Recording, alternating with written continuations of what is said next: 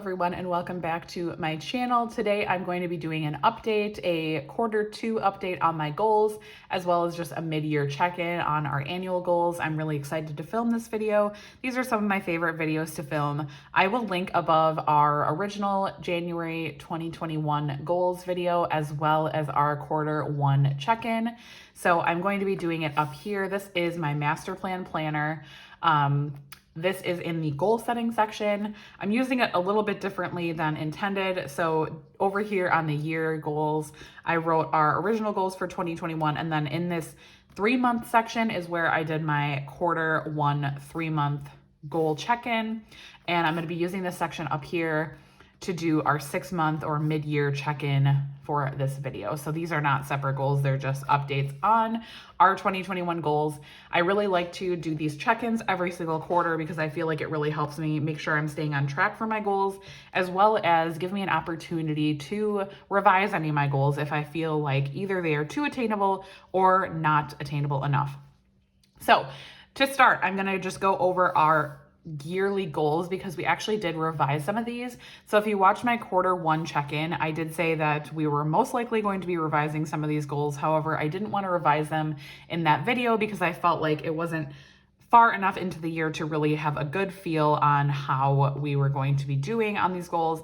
So I said at the 6-month mark, we would revise them. So I sat down before I started filming this video and I just thought about our goals and just what I wanted to accomplish in the rest of the year, what was really important to me, and what goals I could leave and just try to work towards the way they are. I did not reduce any of my goals, even though I am behind on, I think, just one of them, but that is okay. I'm hoping to catch up on that goal. I'm still giving myself that faith that I will be able to catch up. So the first goal here that we will talk about is paying off $25,000 in debt, having our debt under $40,000. That was our original goal, was having our debt under $40,000. We revised this goal to having our debt under $20,000. So that is quite the revision, but I did talk about that in one of my Debt-Free Friday videos. I will link it above if you're curious to watch that. That was when we had decided to move it to under $20,000. That will definitely be a stretch goal for us. However, I do feel like it is achievable at this point. So we are currently at a balance of $35,700, which means that we have $15,700 to go. I definitely feel like we will be able to achieve that in the next few months. If we are able to achieve being under $20,000, that will mean that we will have paid off almost $45,000 this year. If you have watched me for a while, we paid off $55,000 in 2020. So that will have our debt repayment be reduced a little bit from last year. However, we did also purchase a SUV this year. So that definitely ate up some of our money in the beginning of the year. So it kind of makes sense why we are probably going to be paying a little bit less this year. So $15,000 to go towards that goal. I definitely think that is achievable. I'm really motivated and excited by this goal. We were originally going to do $25,000, but I wanted to create a push goal that would be challenging for us, but achievable. So that is kind of where we landed on that. So the second goal we had for this year was to save up $15,000 for a car and purchase. That is done. We actually did that in March. So really exciting. We were able to check that goal off very early in the year. So our third goal, or my third goal for the year, this was a personal one for me, was reading 12 books. So I believe in 2020, I read 10 books, if I'm not mistaken, or somewhere around there. So reading 12 books was reading 1 a month. I am definitely crushing that goal. I have read more this year than I ever have before. I am really a goal-motivated person, which is something that I have discovered about myself over the last few years. Previous to like 2019, 2018, around that time, I never really set goals for myself on an annual or monthly basis. However, once I started to do so, I really realized that I am very motivated by goals. Not everybody is like this, and so let me know in the comments below if you are also very motivated by goals. But if I set a goal, and especially if I am telling you guys about it, I really want to meet that goal. So I am very motivated by that. So setting this 12-book goal, I really was motivated to want to read a lot more. So in Q1, I read 7 books, and in Q2, I read 5 books. So I am currently at 12 books, which was my original goal. As you can see down here, I actually revised it to 15, which is probably on the low end of like being a realistic goal. I definitely feel like I will be able to get farther than that. However, reading this much is not really a huge priority for me. So I didn't want to set like, like, oh, read 50 books. Like, I'm sure that I could probably do that. I'm a very fast reader. I didn't know that until my husband and I started reading at the same time, and he was like, holy crap, you can read really fast.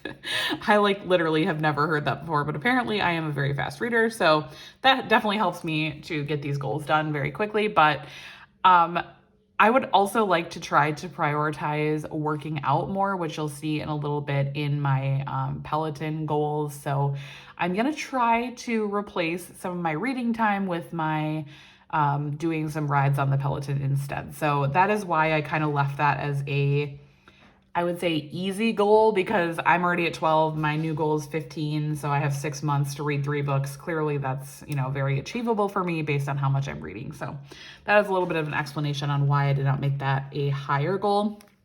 I'm sure I probably will end up reading more than 15, but it's just not a super big priority for me. So number 4 is 150 workouts. I did not change this one. Again, it's a goal that I'm pretty on track for right now. I'm not trying to like win any medals on this one or anything. Working out is a priority for me. However, I don't feel like I need to work out more than 150 workouts this year, if that makes sense. It's just not like a huge priority for me to like exceed this goal at this point.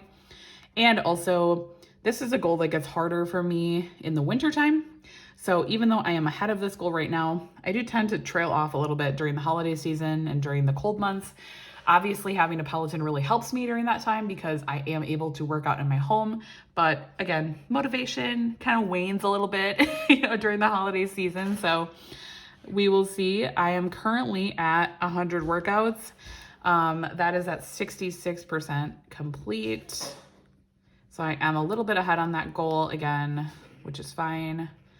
So not all of I count anything that I'm doing with the intention of it being a workout as a workout. So I count like walks that I take with my kids, as long as they're over like a mile. I would say I probably don't count anything less than a mile, although I don't typically walk less than a mile. We usually walk between like 1 to 3 miles, but I count that as a workout. I know that's like a little bit maybe up for debate. I feel like some people don't consider walks workouts, but that's kind of what the majority of these are, as well as like strength training workouts and Peloton rides and stuff like that. It's kind of a mix of all of those. So it's not like I'm sitting here working out super hardcore or anything. But just trying to get active, stay moving. I want to set a good example for my kids. So I try to, especially during the summertime, get out with them and walk a lot. So that is where we are at with that one. Super happy with the progress on that so far. The 5th one is hitting my 200 ride milestone on Peloton. So this is one that I am behind on. I am currently at 138 rides. I started the year at 100, so I am 38% complete. So that is a little bit behind. Like I said, though, I do tend to use my Peloton less in the summer because we do have really nice weather here in the Midwest. I am not able to walk outside for a few months of the year because it gets that cold here. I'm not able to take my kids out for I would say probably a good 3 months of the year because it's just way too cold to be outside for extended periods of time. So I have hope that I will catch up to this goal in quarter 3 and 4 because, like I said, I'm trying to get outside more while we have nice weather. So just trying to, use the time as needed now, and then hopefully I'll be able to catch up on that goal. So I didn't revise that goal because I truly do think that I can reach it still. It's just a little bit behind right now because of the time of year. So take a family vacation. We did that already. We did a staycation with my sister back in March, which was really fun. Obviously, because of COVID, our vacations are a little bit different this year, but that is okay. We don't plan on taking any additional vacations this year, at least at this point that I know of. So that will be just done the way it is. My 7th goal is to make at least 30 YouTube videos. That was my original goal.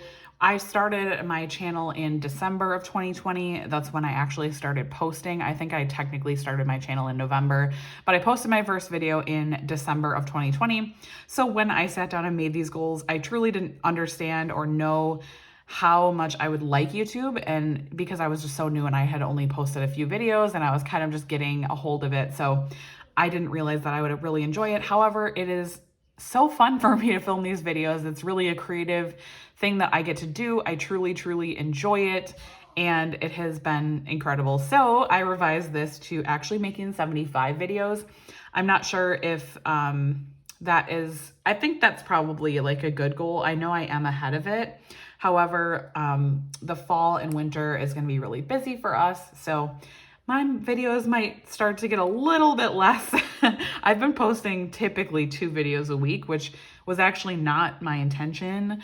However, I've just had time and interest in filming 2 videos a week. So I have been. Not sure if that's going to stay that way forever. I hope it does, but we will see. So we are currently at 55 videos for this year, which I am so proud of. It definitely takes a lot out of you to film videos, to not only film, but to prep, to film, to edit, to post, to do descriptions and all of that stuff. It definitely takes a long time. So the fact that I've been able to post 55 videos in 2021 so far, I am very, very proud of that. And that is actually putting me at 73% complete. So obviously we are very ahead on that goal, but again, I'm not sure if I'm going to be able to sustain the amount of videos that I've been posting, just because I have just been cranking out a lot of videos lately. I'm not sure if I'm going to be able to sustain that for an entire year, but we will see. I am going to leave it at 75. If we are like over that in quarter 3, I might revise it, but I'm going to try to stay away from revising my goals in quarter 3 because I just don't want to kill myself to get ahead of goals, if that makes sense. Like I said, I am very motivated by goals, but it's almost sometimes a detriment to me because I can get like obsessive about it, and unhealthily obsessive about it, I should say, and really like go, crazy to try and get to a goal. So I'm going to try not to revise these. I feel like the way that I have revised them is very good. And if I just achieve all of these goals, I'll be very happy. So the final goal that we're going to talk about today is our side hustle goal. Our original goal for 2021 was to earn $2,500 in side hustles. I revised that to $4,000 just because of where we are, and I truly think that we could get there. That is also definitely going to be a stretch goal for us, though, because that will be reliant on me being able to just produce more side hustle income. I am the one that primarily earns the side hustle income in my family because my husband has a very involved job where he is busy all the time. He's constantly on call. And so he doesn't really have a lot of time to help me make side hustle income, which is totally fine. He is able to bring in additional income in forms of bonuses. So he does provide extra income for our family in another way, but I am the one that primarily does the side hustle income. So it will be reliant on me being able to just generate more side hustle income. I am very happy and blessed that I am able to make some side hustle income from YouTube. Obviously, like, I'm nowhere near making tons of money. I am very open with you guys on how much I make on YouTube. I talk about it in my Debt Free Friday videos once I get my YouTube checks. So you guys know how much I make on YouTube. It's not by no means anywhere near a full-time income, just totally extra side hustle income, but I'm very, very appreciative of it. And that will probably help me get to that goal as well. But it will also require me to do some more invasive side hustles like Instacart probably, or other side hustles like that. So we will see. In quarter 1, we earned $885 in side hustle income. And in quarter 2, we earned $1,337. So in quarter 2, that is where I made $800 in one weekend with Instacart. That is by far why we made so much more in quarter 2. I will link that video if you're curious. They had a promotion basically. So I was able to make $800 in a weekend. So that is by far what skewed that. So that brings our total for side hustle income for the mid-year review to $2,222, which is at 55% complete. So we are on track for this goal. However, it does make me a little nervous that, 800 of that was from that one Instacart, promotion. So we will see. I will be completely happy if we meet our original goal of 2,500, which we should at this point meet that pretty easily. So if we don't make it to 4,000, that's okay. It was just more so a fun stretch goal for me to just try to get out and do more side hustles. And obviously with more side hustles brings more debt payment, which will help us get to our under $20,000 goal. So it all kind of ties together. All of our side hustle income that we receive right now is going straight to debt. So that is why that is another goal that we have. So that is all I have for this mid-year check-in. Let me know, do you guys set goals? How are you doing on your goals for the mid-year? And I will talk to you again about goals in quarter 3. Bye, guys.